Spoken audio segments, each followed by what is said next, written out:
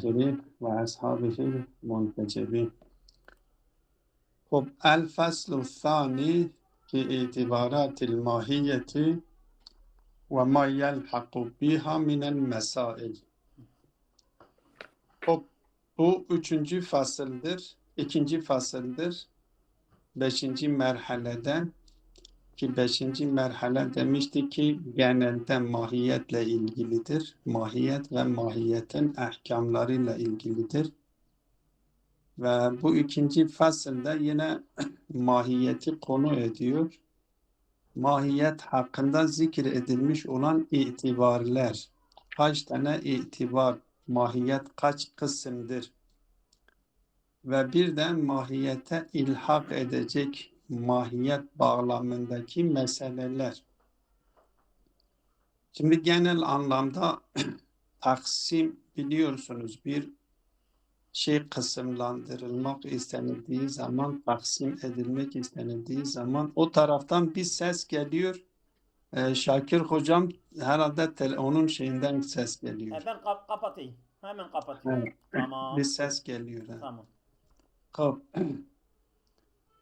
Şimdi bilindiği üzere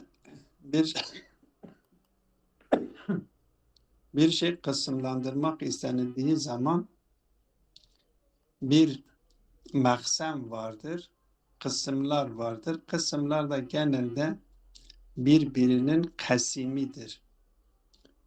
Mesela kelimeyi dikkate alın. Kelimeyi biz nahv biliminde kısımlandırmak istediğimiz zaman diyoruz kelime ya fiildir, ya harftir, ya isimdir.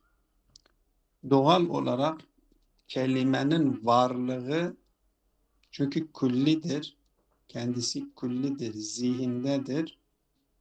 Ama dışarıda eğer kendisi vücut buluyorsa, külli olan varlıkların dışarıdaki vücudu kısımların zımnındadır. Ve kısımlarda da var olmak istediği zaman her kısımda var olmuş olan diğer kısımda değildir. Diğer kısımda var olan diğer kısımda değildir. Onun için buna kasim diyoruz. Yani birbirinin her kısmın vücudu kendisine aittir. Diğerine ait değildir. Burada da geliyor ilk önce mahiyet için kaç kısım söz konusudur? Bir de mahiyet kısımlandırılmak istenilen mahiyetin maksemi nedir? Ve sonuçta da külliye-i tabii bu maksem olarak mahiyet için maksem olarak ya mahiyetin kısımları için maksem olarak alınmış olanına la bişerti maksemi diyorlar. Maksemdir. Ona da la bişerti maksemi diyorlar. Ve o la bişerti maksemi de külliye tabiidir. Yani burada bir anlamda kısımlandırılmak istenilen şey külliye tabiidir. Biliyorsunuz ki külli üç kısımdır. Külliye akli, külliye tabii ve külliye mantıki. Külliye mantıki zaten mantıkta bahsediliyor. Külliye tabii biz şimdi kendisinden bahsediyoruz ki bu mahiyetlerin makseminde yer almış olan küllidir. Ve külliye akli de normalde külliye tabii ile külliye mantıki ile külliye tabiiden oluşmuş olan bir yapılmış, terkip edilmiş olan bir külli olarak algılanılıyor. Biz burada mahiyet kısımlandırılırken biz bunu ya bir kayıt kendisi için farz ediyoruz. Kendisi için kayıt farz edilmiş olan şey de iki kısımdır. Ya vücutsaldır ya ademidir. Mesela biz bir insanı mahiyet olarak düşünelim. kısımlandırıyoruz alim şeklinde. Ya diyoruz ki insanul alim, bu insanı alim ile vasıflandırmış olduk. Bu alim kaydı vücudidir. Kendisine kaydı vücudu olduğu için diyoruz ki mahiyeti bir şerte şey. Çünkü kendisi için bir kayıt alınmıştır. Kayıt farz edilmiştir ve bu kayıta vücutsaldır. Vücutsal olduğu için kendisine diyoruz ki bir şerte şey. Yahut da kendisi için zikredilmiş olan kayıt ademidir. İnsanul mesela diyelim ademul alim, gayrul alim diyelim. Adem burada kullanmak şey değildir. İnsanu gayrul alimi. Burada yine kendisi için bir kayıt getirilmiştir ve kendisi için kayıt getirilen kayıt ademidir. Kayıt ademi olduğu için kendisine diyor ki beşerti la. Yani kendisi için herhangi bir kayıt söz konusu değildir.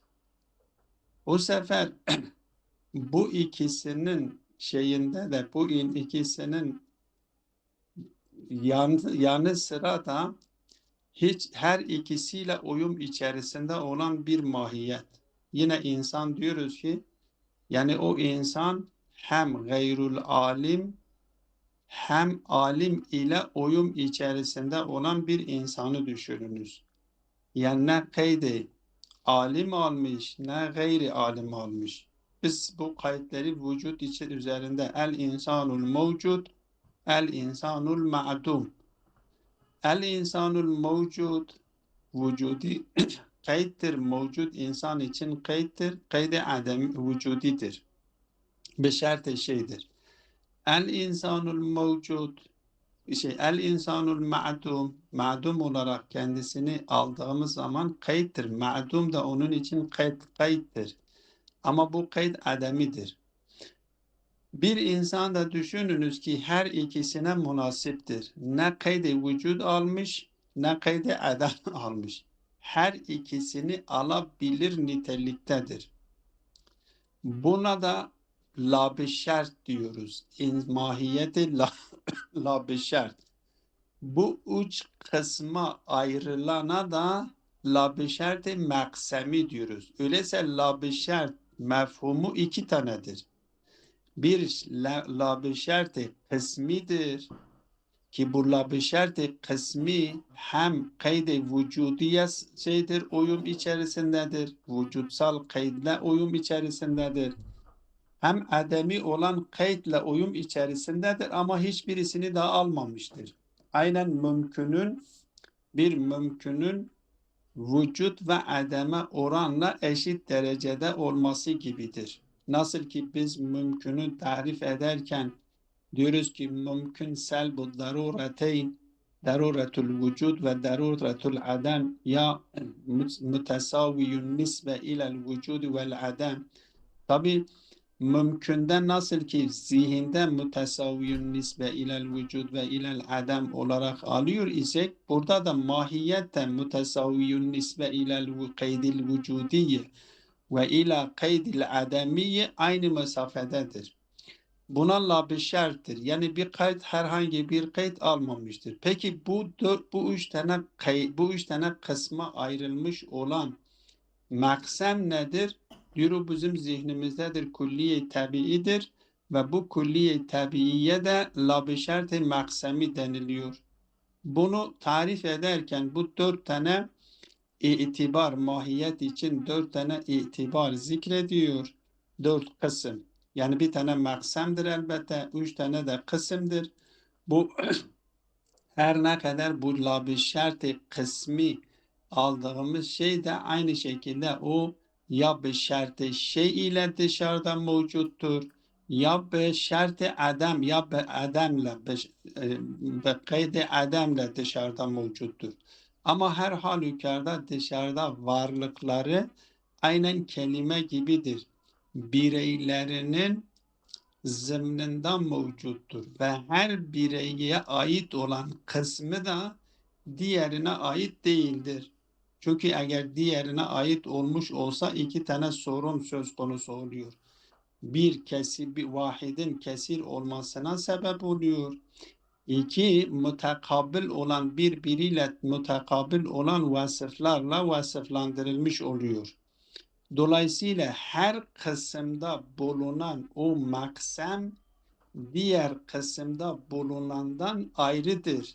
Çünkü her kısmın vücudu kendisine aittir, diğerine ait değildir. Eğer biz desek ki her kısımdaki olan diğer kısımda da vardır desek, söylediğim gibi iki tane işgal meydana geliyor.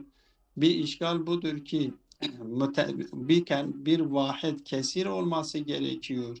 Bir işgal da budur ki birbiriyle tezat içerisinde olan vasıflarla vasıflandırılması gerekiyor. Dolayısıyla her kısımda bulunan külli tabii diğer kısımda bulunandan ayrıdır, farklıdır. Ama bir bütün olarak kendisi nedir? Her ikisinde bir şey olarak zımninde, o bireylerinin zımninde vardır. Aynen kelimede olduğu gibi. Kelime biz dedik, kelime ya fiildir, ya isimdir, ya harftir. Her halükarda o kelimenin kendisi isimde de kelime vardır, fiilde de kelime vardır, harfte de kelime vardır. Ama harfteki kelime harfe aittir. Artık isim değildir. Bunlar kasimdir, birbirine kasimdir. İsimde olan diğer ikisi değildir. Fiilde olan diğer ikisi değildir. Burada da aynı şekilde her bu külli tabii biz maksem olarak alıyoruz. Ve la beşerti maksemi diyoruz. Ve bu la beşerti makseminin de 3 tane kısmı vardır.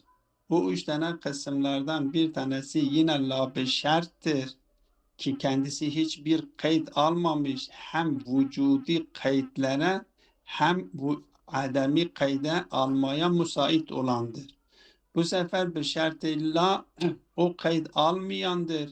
Bir şart-ı kaydı ademi almış olandır. Mutlakten şey yapılıyor. Kayda ademi almıştır ve vücudi olarak da bir şart-ı şey dediğimiz zaman kayda vücudu almıştır. Allame bu üç tane kısım için farklı isimler de burada zikrediyor. O beşerti mahiyeti beşerti şeye mahlute deniliyor. Niye mahlut deniliyor? Çünkü kendisi dışındakilerle karıştırılmıştır. El insanul alimu.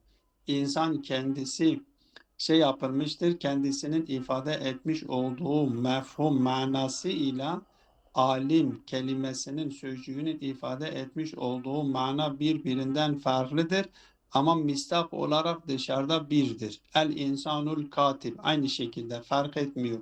Dışarıdan mistakı birdir. Dışarıdaki insan ile katibiyetle karıştırılmış. Karıştırıldığı için kendisine mahlute, mahiyeti mahlute diyor. Bir diğer beşert-i laya mücerrede deniliyor. Mahiyetül mücerredetu deniliyor.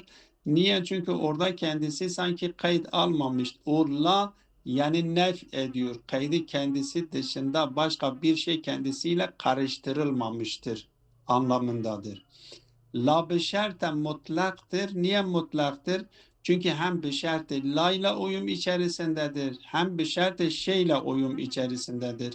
Dolayısıyla buna da mutlak deniliyor. Peki bunlara bu taksim edilmiş olan nedir? Ona da la beşerte maksemi deniliyor. Bu fasılda bu konuları bize açıklamaya çalışıyor. Diyor ki fi itibaratil mahiyeti ve ma yelhaku biha minel mesail lil mahiyeti bil idafeti ila ma adaha mimma yutasavveru luhukuhu biha. Yani kendisine ilhak edilmesi mümkün olan, tasavvur edilen şeylerin hepsi. Onu dikkate aldığımız zaman mahiyet bil idafeti ila ma adaha kendisi dışındaki İster adam olsun, ister ademi olsun, ister vücudi olsun fark etmez. Diyor ki salasetu itibaratin. mahiyet için 3 tane itibar vardır. İmma en tu'tebere bir şerti şeyin, bu şerti şey deniliyor, kaydı vücudu almıştır.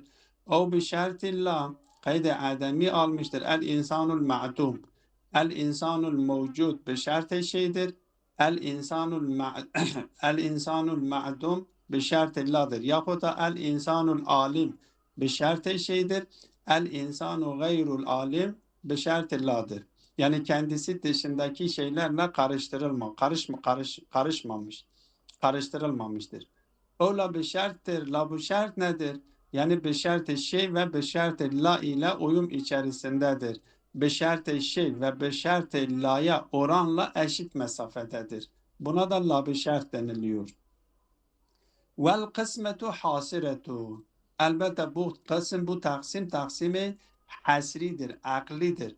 Taksim akli olduğu için başka bir kısım kendisi için farz edilemiyor.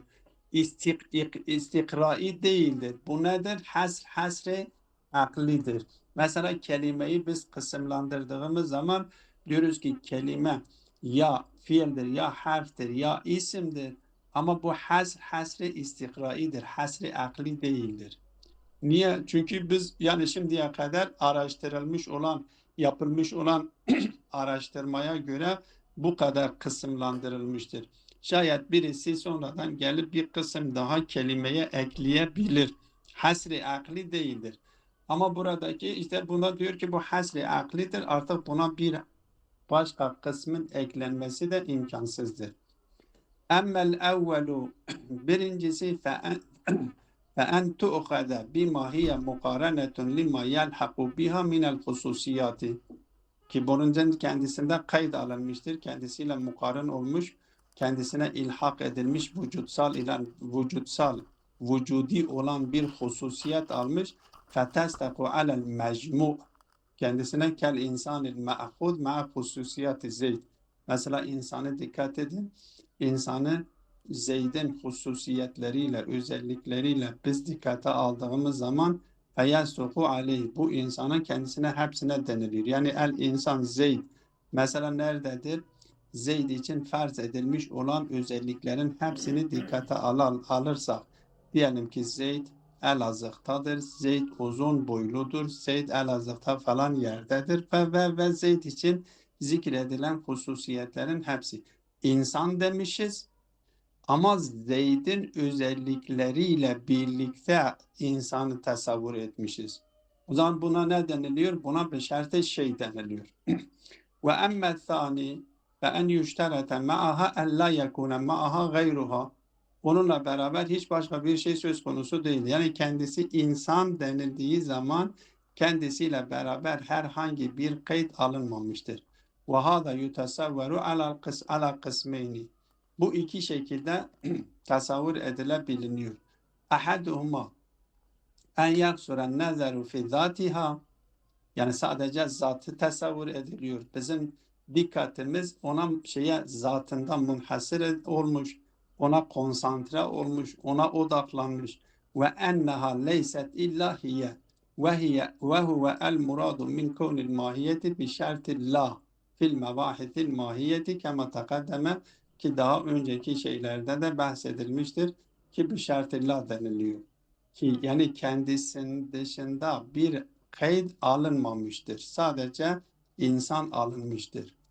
Ve thanihima en tukhadel mahiyetu vahdaha bihaythu law bakın yani bu birincide kendisi tasavvur ediliyor. Zatı tasavvur ediliyor. Ama zatının dışındakiler de kendisi için dikkate alınmıyor. O dikkate alınmamak da kendisi için bir kayıptır. Buradaki dikkat edilmesi gereken nokta budur. Biz bu birinci kısımda yani beşer-i biz yine o mahiyeti tasavvur ediyoruz. O mahiyet için farz edilen vücudi sıfatların hiçbirisine teveccüh etmiyoruz ve onun dışındakiler yani o almadığını tasavvur ediyoruz.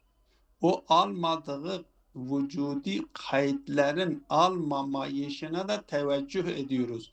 O vücudi kayıtların almamayışı da bir kayıttır. Onun için yani vücudi kaydıyla uyum içerisinde değildir. Vücudi kaydın tam karşısında kasimidir. O vücudi kayıtla uyum içerisinde değildir. Ama bu ikincisi ve thanihima ki la bişer şeklindedir. En tu'khadel el mahiyetu vahdeha, mahiyet yalnız dikkate alınıyor. Ne ademi olarak kendisi için bir şey tasavvur ediliyor, ne vücudi olarak bir şey kendisi için tasavvur ediliyor. Bihaythu law qaranaha eyyu mefhumin mefrudin kana zaiden aleyha, kendisi için farz edelim. Hangi mefhumu farz edersek edelim, hangi mefhumu farz edersek o kendisi için zaittir. Gayru dahilin fiha, kendisinde söz konusu değildir. Fetekunu iza qaranaha cüz'un minel mecmu'i lehu gayru mahmuletin lehu. Hiçbirisi kendisine ne ademi olarak bir şey kendisine hamledilmiştir, ne vücudi olarak hiçbir şey kendisi için hamle edilmemiştir.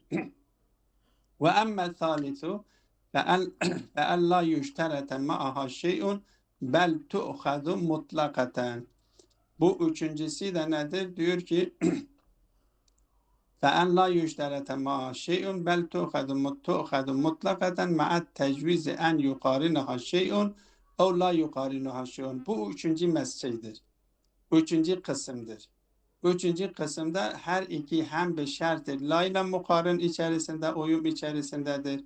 Hem bir şart-ı la ile uyum içerisindedir.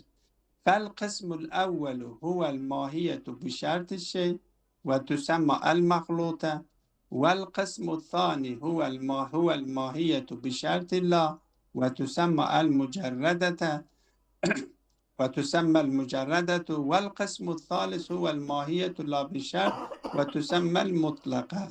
Bunlar hepsi nedir? Üç tane kısım kendisi için zikredilmiştir. Öyleyse mahiyeti biz tahlil ettiğimiz zaman, tasavvur ettiğimiz zaman kendisi için biz kısımlandırmak istediğimiz zaman diyor zihinde akli olarak bu üç kısmı ayırabiliyoruz.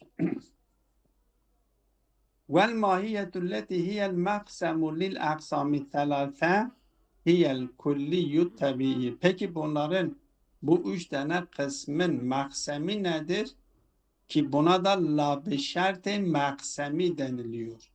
La beşerte maksemi kısımlandırılmış, bu üç kısma ayırt edilmiş, bu üç kısma ayırt edilmiş olan maksem nedir? Diyor külliye tabiidir. Ki buna la beşerte maksemi de deniliyor. Ve hiyelleti tu'riduha el kulliyetu fizzihn, ki kendisine arız oluyor, zihinde kullidir. فَتَقْبَلُ الْاِنْتِبَاقَ عَلَى الْكَثِيرِينَ. Daha önceki işaret edilmişti. Mantıkta da kendisi tarif ediliyor. Kendisine ne diyor? Kabiliyet-i sıdkı ber efrad-ı kesire.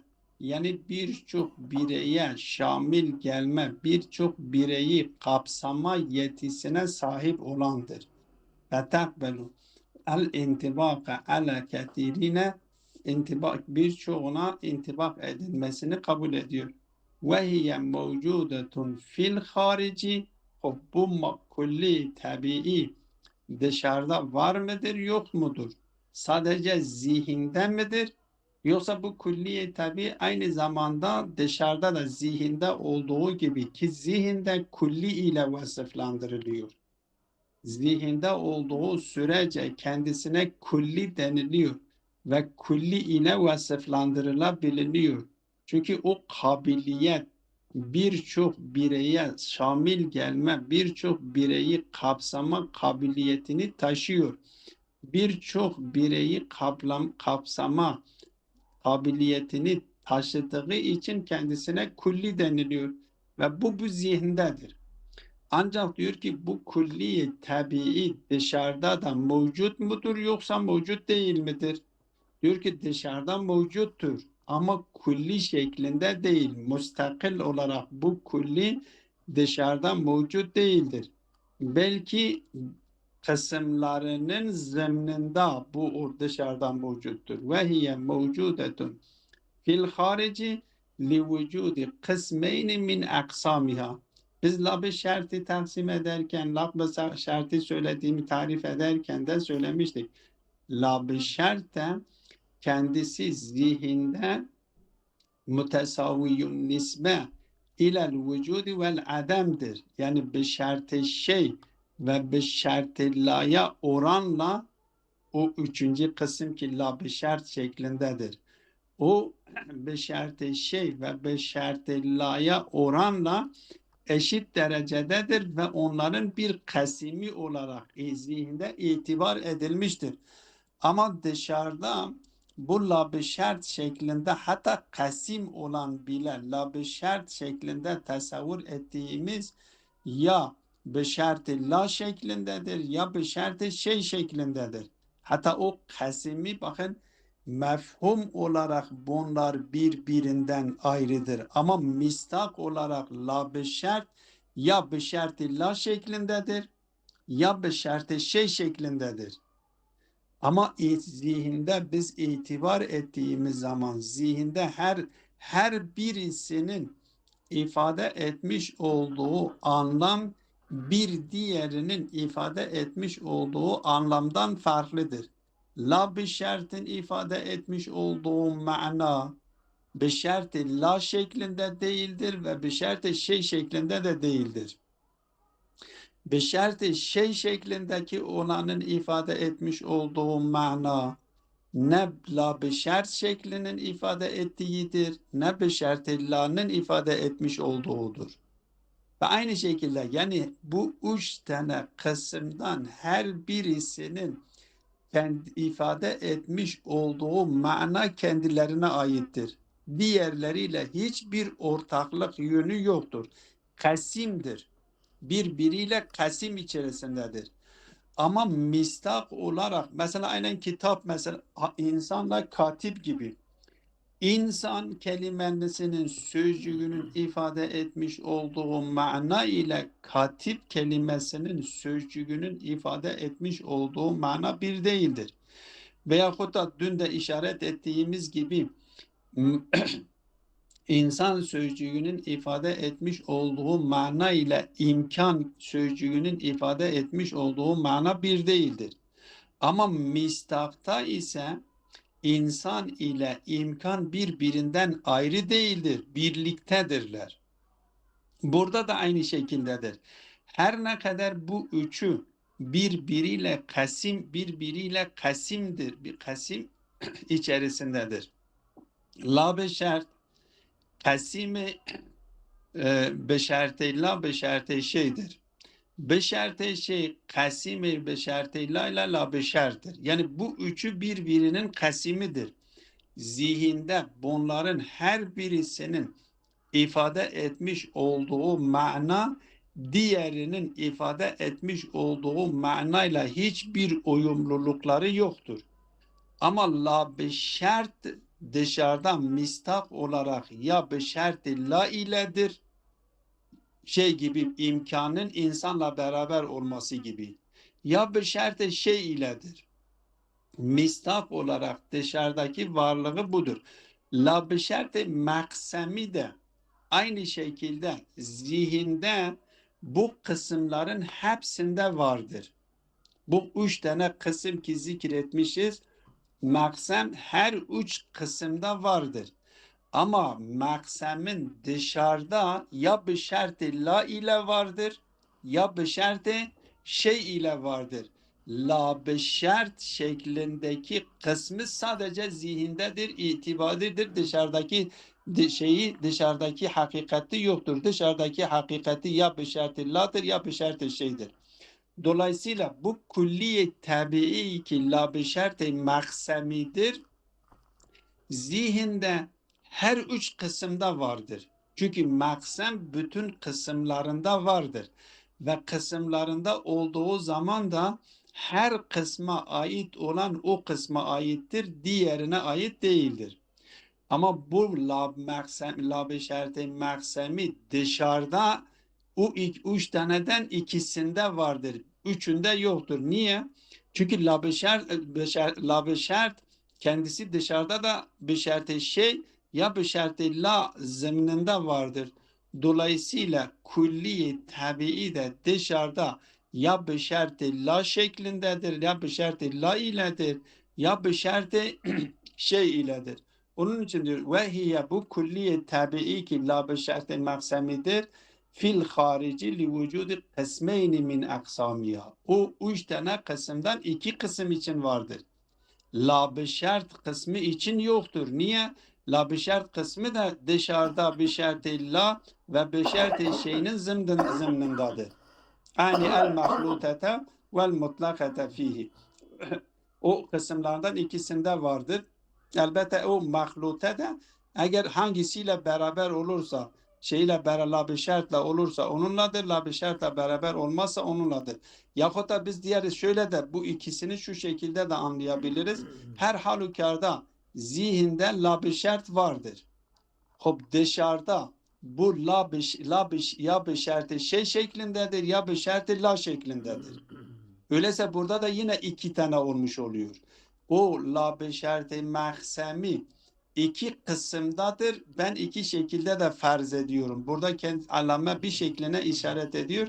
İki şekline de işaret ediyorum. Diyorum ki eğer dışarıda elbette allamenin iki şekilde bu şekilde işaret etmesinin nedeni de çünkü bu iki kısımdan beşerti la ve beşerti şeyden dışarıda bir tanedir. İkisi birlikte olmuyor. Ya beşerti la şeklindedir o mahiyet farz ettiğimiz mahiyet ya beşerti şey şeklindedir. Her halükarda o maksem bu ikisinden hangisi dışarıda varsa onunla vardır. Ve bir diğeri de o la beşerte mutlaktır, zihindedir. Onda da söz konusudur. Dolayısıyla diyor ki li vücudi kısmeni min aksamihima fihi fil haric der vakı. Vel maksemu mahfuzun fi aksamin mevcudin bi vücudiha. Öyleyse o maksam nedir? Nerededir? Mahfuzun fi aksamin mevcudin bi vücudiha. Yani kendisi o kısımlar nerede mevcut ise o da kendisi onlardan mahfuzdur. Onlarla vardır. Kendisi bağımsız olarak dışarıdan mutlak bir şekilde, külli bir şekilde mevcut değildir. Vel mevcudu minha fi kulli ferdin Afwan, gayrun. selamu aleyküm kegen. Aleykümselam ve Burada rahmet. yani şimdi bizim böyle aksamlarında olmayan bir maksamımız yok ki. Burada yani yeni bir şey demiyor değil mi? Yanlış mı anlıyorum ben? Yani mesela el kelime dediğimiz zaman maksam olarak bu bütün aksamlarında mevcut olan bir şeydir. Değil mi? Yani her maksam mevcudun fi aksami gayr müstakilin bizatihi değil midir yani ben bunu mu demek istiyor yoksa başka bir şey mi söylüyor? Zaten anlamadığım şey de o hocam. Demek istediğim her maksam da öyle değildir. Sadece biz Yok yok her maksam öyledir. mahiyet... Sadece buna ait bir şey değildir. Tamam. Zaten işaret ettim. Dedim kelimede de işaret ettim. Dedim ki Her mahiye öyledir yani. Her aynen mahiye her bize bütün kasem mahiyetlerde dahil öyledir. aksam Burada doğru. da dikkat ediyor. Yani bütün maksemlerde öyledir. Bu Aynen. genel bir kuraldır. Tamam. Yani isimdeki kelime fiildeki kelime değildir. Evet. Tamamdır. Fiildeki kelime diğer ikisinde değildir. Hepsinde öyledir. Aynen öyledir. Tamam hocam. Vel mevcudu minha fi kulli ferdin gayrul mevcudu minha fi ferdin ahar bil adad. Adad olarak değildir. Çünkü adad olarak olsa eğer biz desek ki bu fertte olan o diğer fertte de vardır. Bir iki olmuş olması gerekiyor. وَلَوْ كَانَ وَاحِدًا مَوْجُودًا بِوَحْدَتِهِ فِي جَمِيعِ الْأَفْرَادِ لَكَانَ الْوَاحِدُ كَثِيرًا بِعَيْنِهِ. Eğer vahid olmakla beraber bütün ferdlerde olmuş olsaydı o ferd o zaman kesir olmuş olurdu. Ve huve muhalun. Bu bir işgal. İkinci işgal da şudur. Ve kanel vahidu bil adedi muttasifen bi sifatin mutakabileti. O bir tanesi de olsa kabul edersek bu sefer diyelim ki bu mutakabil birbiriyle kısa ile uzun birbirine mutakabildir. Öyleyse her iki vasıfla vasıflandırılması gerekiyor. Dolayısıyla Ama her uzunda da kısa vardır yani. Onu da diyoruz. Mesela her üç sayıda bir sayı vardır. Tabii aynen. Her üç sayıda bir sayı, bütün sayıdır yani. Onu demek istiyorum. Kanal vahidu bil adedi muttasilen İslam bil adedi. Aynen ama Anladım. biz bir tanesini birbiriyle zıt olan vasıflarla vasıflandıramayız. Evet. Doğru. Doğru. Dolayısıyla diyor eğer biz her birisindekini aynı desek o bir hem burada vardır hem orada hem vardır. 2'de 1 var, hem 3'te 1 var, hem Hem 4'te bir 1 var. vardır. Evet. Aynı Evet. şekilde o zaman hem vahid kesir olmuş oluyor. Hem vahid kesir olur. Evet. Doğru. Hem de bir tanesi eğer desek o budur, bu odur, bir tanesini kabul etsek, yani Her her iki- ikisini bir tanesini kabul etsek de bu sefer birbiriyle mutakabıl olan vasıflarla vasıflandırmış oluyoruz. yettasiful vahidu bil vahidi ve bil isneyni yani. Ha, biletneyn olmuş oluyor. Bu sefer bir şey olmuş, tanakuz olmuş oluyor. Bu da söz Evet. konusu değildir. Dolayısıyla her kısımda bulunan maksem diğer kısımda bulunan maksemden farklıdır, ayrıdır. Bunu sonuç almış oluyor. Tamam. Evet. Ve sallallahu ala Muhammedin ve alihi teyyibine